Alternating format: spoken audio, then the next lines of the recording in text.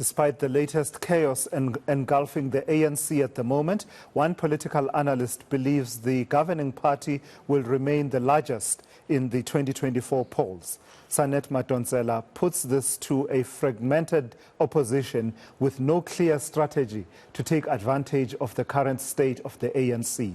The party is due to hold its special National Working Committee session in which the Palapara report will be reviewed before convening an NEC meeting on Monday. Sanet Madonsela joins me now to take the conversation forward.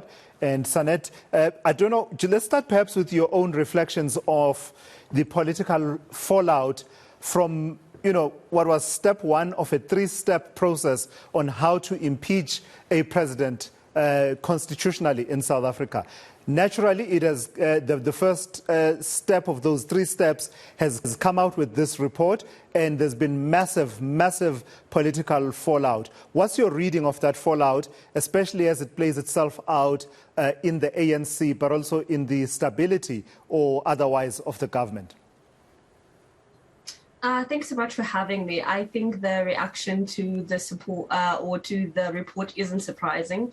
As we figured, there would be people supporting the findings, believing that the president may or may not have done something wrong. And then there's obviously people backing the president. But as the previous speaker said, it is hard to just base the report on hearsay. So the next step would be to debate and then obviously to vote on how to move forward. But I do think that with regards to all of this, it would be interesting to see how the president responds to all of this, because he hasn't been responding. He's been making use of his spokesperson. And it would also be interesting to see whether he actually shows up to the NEC meeting on Monday, or if they decide to have it on Sunday. And in addition to that, I think that there's been a lot of debates about why President Ramaphosa showed up or why he didn't show up, and so on. And I think one of the most interesting things is that a lot of people are saying he didn't show up because he wanted people to have an open and honest discussion about the way to move forward, which is quite respectful. But other people are also saying that he's weighing his options. So I don't think that we can jump to conclusions at this point just yet, because I do think that we are still in the midst of a very long process. Do you have any expectations out of the processes of the ANC around this matter that, they wanted to convene yesterday, but they didn't, and then deferred the convening of the National Executive Committee, which is the highest decision-making body between conferences, but it deferred to the national officials, which is the top 6 leaders of the ANC, currently not even top 6 because of various circumstances, which will then discuss it with the National Working Committee, a group of about 30 or thereabouts, and then revert back to the National Executive Committee. Do you have any high expectations of that particular process? I don't really have high expectations of the entire process. I do think that they would like to meet the president. I think they have a lot of questions to pose to the president. Whether or not the president will be answering is important.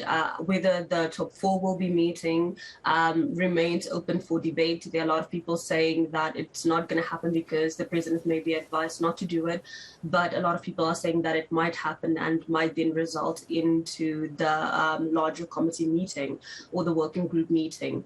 But in terms of what the outcomes is, it's basically a wild card. There are a lot of people saying that President Ramaphosa would have to convince the other 4 or the other 3 to stick with him, and then make it the debate for the other 30 members to actually agree with them and to then get consensus in terms of how they will be going forward with in terms of the debate. But I do think that like everybody's just waiting. We're wondering if the president is going to show up. And I guess tomorrow around 3 o'clock, we will know whether he has shown up, whether he hasn't, or whether he's decided to just move along forward and putting himself first, or whether he has decided to go about this with his political party. And just weigh in on these calls, because there have been these calls that President Ramaphosa must resign, certainly from certain quarters. There had even been an expectation a few days ago that he was on the verge of resigning, certainly from certain quarters, that being the expectation. That has been countered by another narrative that says he absolutely must not resign. And part of the iteration of that has sort of sought to say, partly because the country would be thrown into chaos, because there's no alternative at the moment. What have you made of that particular debate? I think that on the first hand, I think it's quite sad that as a country, there aren't a lot of other alternatives. I think that particularly if the president decides to step back, I think it's going to have a ripple effect in terms of the economy, because a lot of people are asking, if not Cyril, then who? A lot of people are wondering whether David Mabuza would make a good, I don't know, sorry. I'm trying to look for the word substitute so that I'm not coming across as condescending, but I don't know if he would make a good replacement president while we wait for President Ramaphosa to decide whether he is going to be moving forward, stepping down indefinitely, and so on. But I also think that just in terms of if he is saying that he is not guilty, I think that stepping down may have a negative impact in terms of his reputation indefinitely. Because I think that if you are saying that you didn't do anything wrong, if you are saying that you did follow the correct channels and so on, then you have to stay and you have to stick it out. But I do think that in terms of the country as a whole, we need to think about a contingency plan in terms of President Ramaphosa, because the decision is ultimately his, whether he stays or whether he decides to go, and whether or not his party will be backing him up. But as a country, I think that people want answers. I think there have been a lot of unresolved issues. There have been a lot of unanswered questions.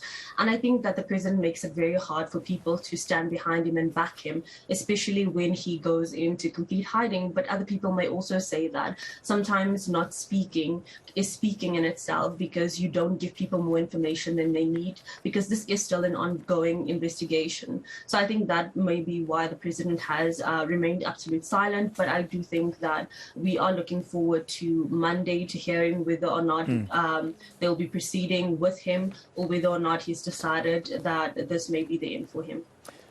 Lastly, Sanet, your reflections on what the impact of all of this will likely be for 2024, particularly for the ANC.